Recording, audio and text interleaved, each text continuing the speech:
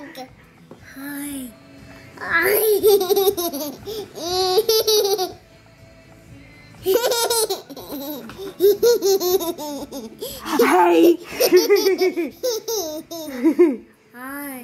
Hi.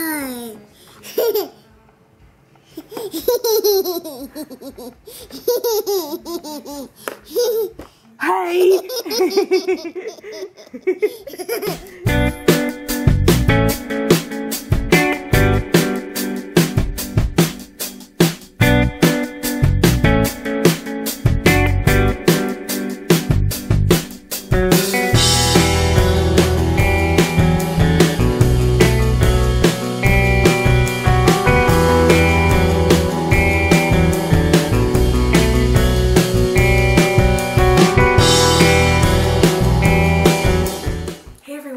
It's Amanda, and this is my update for week 34 of my pregnancy. As you probably noticed, I went in yesterday to get my hair cut.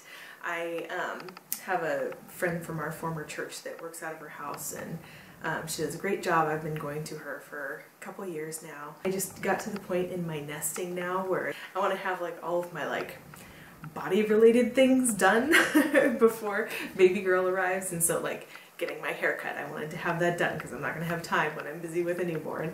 This is something I decided to do differently than last time. I've decided that I'm going to spend just a little bit of money to get my eyelashes and my eyebrows tinted. And usually I'm not like a beauty salon kind of person, but I was just thinking, I know I'm going to be feeling so frumpy after I give birth. It's just how it is. I'm going to be exhausted and sleep deprived, and I felt that way, for probably a couple months after giving birth the first time. So fully expecting that this time, and I was just thinking, it's so much work to put makeup on, and if I just have, my brows tinted, because I'm blonde and so I have, light hair, and my eyelashes tinted, that's one less thing to do. And it's if I don't manage to get makeup on that day, at least I'll still feel like there's still makeup on me, you know what I mean? So, because that's probably going to be the case most of the time once I have a newborn and a toddler. And so, if the only thing I have to put on for makeup is a concealer to cover up the dark bags under my eyes, then that makes things a lot easier and I can get ready a lot faster and just feel slightly less frumpy in the process. So I decided this is one little treat that I'm going to give myself. So getting all that stuff taken care of this week. So I had another midwife appointment today, and oh my goodness, bad news. She is head up again. She is breech again, and I am just wondering if they felt her incorrectly last time, if they were actually feeling a butt where they thought it was a head down low last time, or what, or if she did flip and then flipped back again. That's entirely possible as well. But yeah, my guess is that she's frank breech again, because this is just like what happened before. Her activity level has been really low. I feel her move, subtle little movements, but it's nothing big. I was having those for a few weeks there. After I did those inversion exercises for breech the first time, it seemed like it freed up her legs and I started feeling more movement again. But I think somehow she got herself into the frank breech position again, I'm guessing, just based on where I'm feeling movement and knowing that her head is up top and that I'm still feeling some foot movements up top as well. So I think her feet are up by her head again. But my midwives still didn't seem that concerned about it. They were it's still pretty common for babies to be breech at 34 weeks. They felt around in there. They said that she's not engaged in my pelvis yet, so there's still enough space for her to move. They did give me this whole worksheet of activities that I can do to help her turn. A lot of the things that I already discussed in my previous vlogs about what I've read on the Spinning Babies website, doing inversions with your butt in the air, and I think I'm going to try to get to a swimming pool. This is another one I've read about and was also on the sheet they gave to us about basically doing somersaults or handstands in a pool. And that can help. Something about the buoyancy helps baby turn. So I might try to get that done in the next couple weeks. The other thing they said that's really effective is to put cold up top and heat down low. because babies tend to move their heads away from cold and move towards where it's warm. So, so that's something I'm going to try. You know, they asked if I was doing chiropractic. I said yes. They said, fantastic, you're doing the Webster technique. They said that in their experience, you know, if it works, it usually takes about a month worth of adjustments for it to be effective. They also said go see an acupuncturist if you can, and I said great. I already scheduled 4 acupuncture appointments for 36, 37, 38, 39 weeks. So that's good. Hopefully that will help as well. And she said if all else fails, we have an OB that's nearby that we really like, that we refer our patients to have external versions done, which is, if you don't know what that is, it's basically where they manually, you know, manipulate your belly and physically turn baby around in there. And you know what, I'm okay with doing that if that's what it comes to.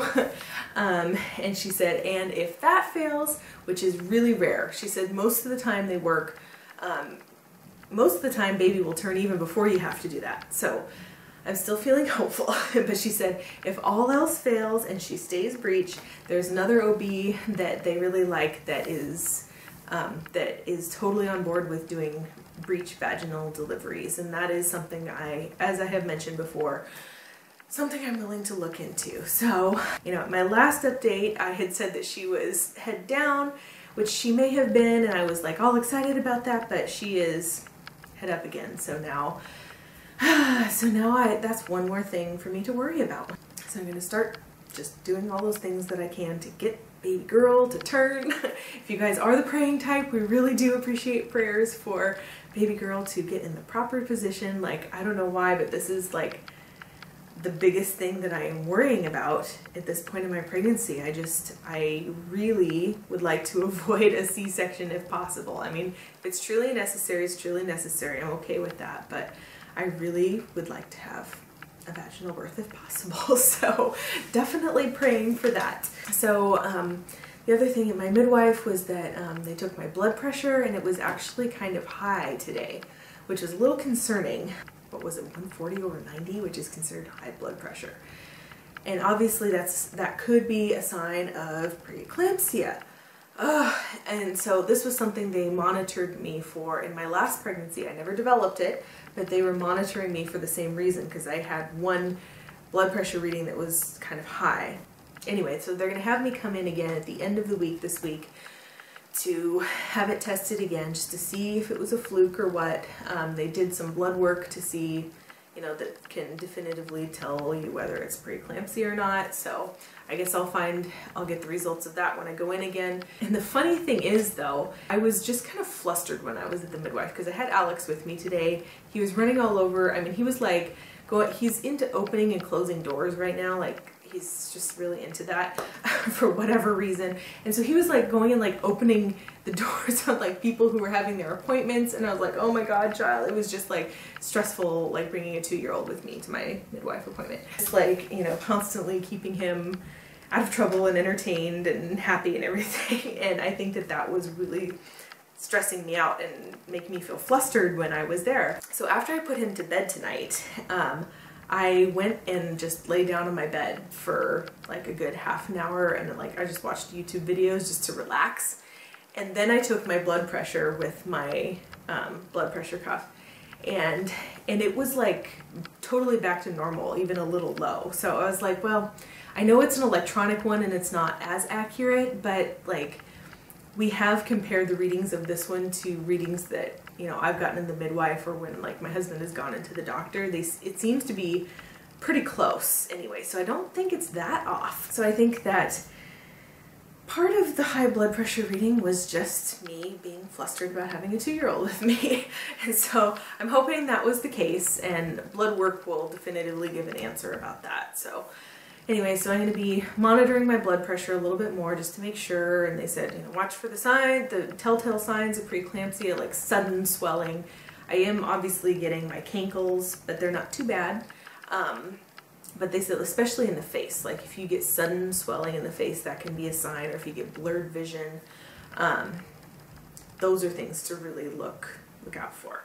So I'm going to be keeping my eyes peeled for those symptoms, but I honestly think it was just stress. Like I said, I've been going to this chiropractor, which is great, and she's been doing the Webster technique on me, which is great. Hopefully that will help baby turn. She's also trying to help me with my hip pain, since I've been having, you know, as you know, this chronic hip pain that I've been having. And it really does help like the day of that I get it done, and even it can help even like a couple days after, but then it goes back again. I have discovered, and I'm pretty sure it's because of all of the relaxin hormone that's going through your veins and making everything all your ligaments all loosey-goosey. And I told her that, and she said, yeah, that's actually pretty normal. She asked if I was seeing a massage therapist, and I said yes. And that I have also trained my husband to get those spasming muscles in my hips as well. She said that is great. If he's doing that every few days as needed, like that really helps the whole process as well. So that's good. I'm feeling thankful that my hubby is willing and able to learn some of my massage therapy techniques on getting those hips to loosen up, and helps me deal with the pain. I'm feeling very blessed in that department, but it's still definitely something that it's like it constantly needs work to keep it under control. So I'm going to just continue to be getting my chiropractic adjustments, and every few days I just have my hubby dig in with his elbow into those spasming muscles, and that gives me relief for another few days, and then we start it all over again. So just talking about symptoms, the third trimester exhaustion has just like really hit me this week, like a Mack truck. Like I have to get a certain amount of sleep, otherwise I cannot function. It's a different kind of tired than the first trimester, when you just feel like you're going to die. In the first trimester you feel like you have the flu. It doesn't feel like that now. It's just like this physical exhaustion, you know, like my belly is getting so big and stretched now that it's like I have that strain on my belly and my hip pain, and like I'm hobbling around all the time, and I'm just physically tired. You know, it takes a lot of work to grow a baby, especially at this rate in the third trimester, where they're like putting on a half a pound to a pound a week. So that's a lot of baby building, and I can definitely feel it taking a toll on my energy. Along with that, just like getting up, especially if I'm sitting on a couch or bed or something cushy and comfortable, it is a monumental effort. It really is. And like, same thing, rolling over in bed. I basically, when I go to bed at night, I get on one side and get really comfortable, and I basically stay that way for a couple hours until I wake up to pee. I get up to pee, and then I go back to sleep on the other side and stay that way for a couple hours until I get up to pee again. But the point is, like, I'm not turning in my sleep anymore, because it is so much effort, and it's like almost painful just with the like round ligament pain and the hips and everything. So it's like I have to be awake and conscious and putting in a lot of effort to roll over in bed. It's ridiculous. I just am like so pregnant right now. But the thing is, it's like I have to sit on something soft now, because like chairs just feel so hard to me. Like I've gotten to this point, it's like where everything feels hard, and so it's like I want to sit on the couch, or like even like when I'm sitting at my laptop, I can't just sit in a normal chair anymore. I have to have the like yoga ball. I have to sit on my yoga ball because it's squishy enough. Otherwise it hurts my butt and my hips. If I sit on a hard surface for too long, it's like getting up in the morning. I am like shuffling around like an old person because it's painful. So, oh my gosh, if it's not one thing, it's another. Anyway, this is just like my little moment to gripe here. But anyway, I'm also getting plantar fascia pain in the bottom of my feet. When I first wake up in the morning, I can feel it when I first put my feet on the floor, when I wake up in the night or whatever. And often at the end of the day, I just feel that like sharp pain right in that fascia, right in the arch of my foot. And I've gotten to the point where I can't wear slippers around the house because that actually exacerbates it. And so I'm basically, when I'm around the house, I'm like barefoot or in socks, because that's the only thing that's comfortable. And sometimes even then it hurts, and I find myself like walking on the outer edges of my feet, because putting the pressure on that, like all my weight on, to that fascia is painful. So anyway, that's something that's just kind of coming and going right now. So just an interesting observation I was noting that's different from my last pregnancy. I feel like because I have this abdominal wall separation, or the diastasis recti if you want to get technical, I really feel like this baby is riding a lot lower than Alex did. I remember when I was getting later in my pregnancy with him that he was much higher, and granted he was also head down, but I remember getting a ton of kicks way up in my ribs, and he would like stretch and he would like get up in my ribs, and I remember it just being so uncomfortable in my ribs, and it was like hard to breathe at a certain point. But I feel like she's a lot lower this time, and because of that, I mean, it's great because I'm not having difficulty breathing at this point, other than my shortness of breath, but that's a separate thing. But I am feeling more pressure down low. So, oh my gosh, so it's like, hello, I have to pee every 15 minutes because there's so much pressure down there. So it was just an interesting little observation, just noting how I'm carrying so differently this time than I did last time. And you know what? I think that just goes to show that the old wives' tales are just old wives' tales. Because isn't it the old wives' tale that if you're carrying higher, you're having a girl, and if you're carrying lower, it's a boy? But then I've also heard it the other way too, so who knows? I think it's a little bit of baloney. So, cravings this week. I have continued to just have this craving for pop. And I know for those of you who aren't on the West Coast, you probably say soda. We say pop here on the West Coast. But yeah, I've just been craving that fizziness. Something about it is just so satisfying to me right now. We continue to get the stevia sweetened pop as well. So we got some, stevia root beer and stevia ginger ale this week. And so that has been helping as well. But we finally decided to take the plunge and start making water kefir again. And I don't know if you guys are familiar with that. I talk about the benefits of probiotics in some of my food videos, but we make milk kefir, which is basically like a kind of yogurt, and we used to make water kefir, which is like a probiotic. It's like a fermented drink basically, and it's kind of like making non-alcoholic beer in a way. It's just a probiotic drink that's naturally fizzy because of the probiotics, and you sweeten it and flavor it with fruit juice, so it's really, really tasty. It's like this fruity, fizzy drink. It's really yummy. and Bill's been wanting to get back into doing that. We kind of stopped before we moved back in the summer, and we haven't really picked it up again. And so I had actually ordered some more water kefir grains, which is the culture to put in it. And so we started doing that again this week, and that has been really helping satisfy my craving as well. And I feel like that is a really healthy way to satisfy the craving as well, because then I'm getting some really good probiotics, and it tastes really good. It has the fizziness not of pop, but more like the fizziness of beer, that kind of consistency to it. And oh, it is so, so satisfying. So I'm really glad that we started doing that again this week, and I've really been enjoying that. So the other random thing that I've been craving this week is Cheerios. Yeah, like I know I'm like not trying to overdo it with the carbs, but like I really want Cheerios. And so we actually, for Alex, being the crunchy people we are, we don't actually get Cheerios. We get this really crunchy brand that is basically sprouted wheat. It's organic. So it's like basically like the healthiest version of Cheerios you can get. We just call them O's in our house.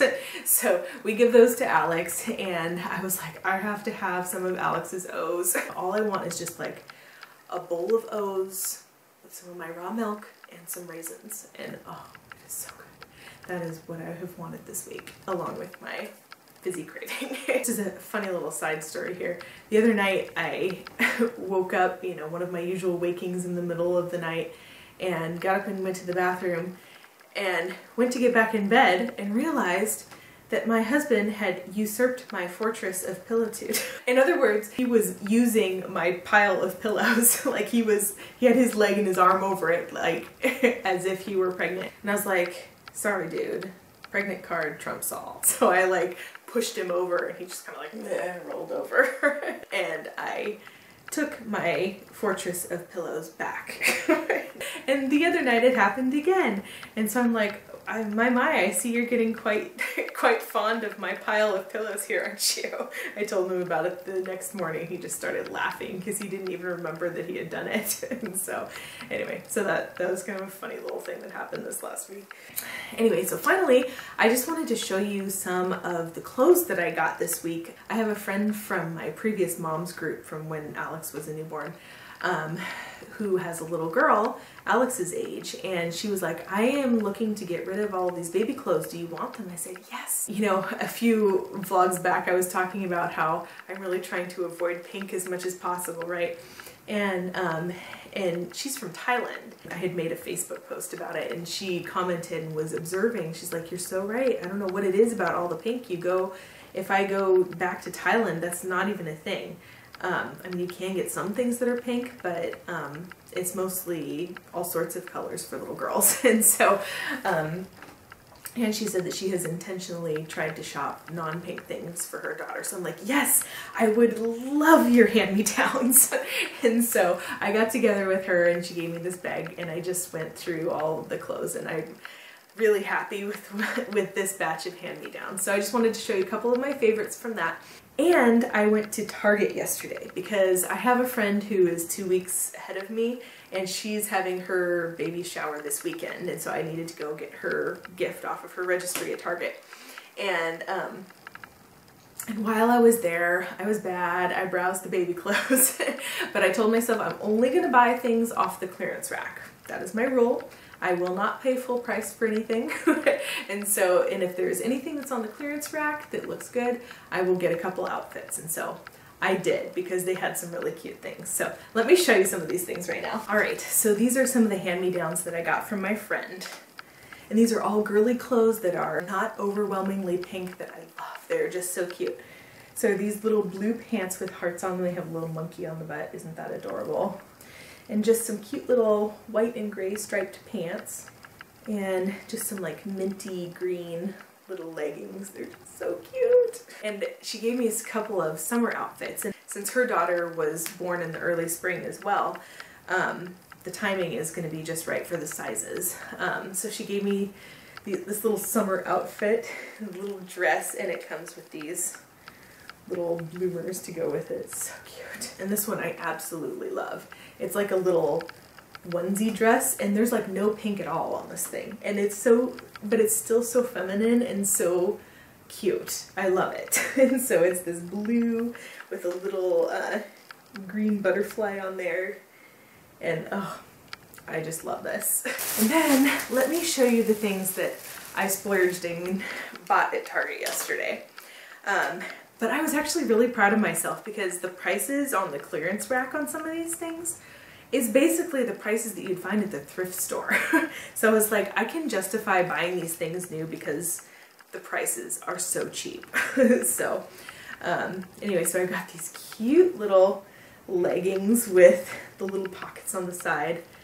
And this was on clearance for $3.50. And a little striped shirt with a flower on it, and this was on clearance for $2.50.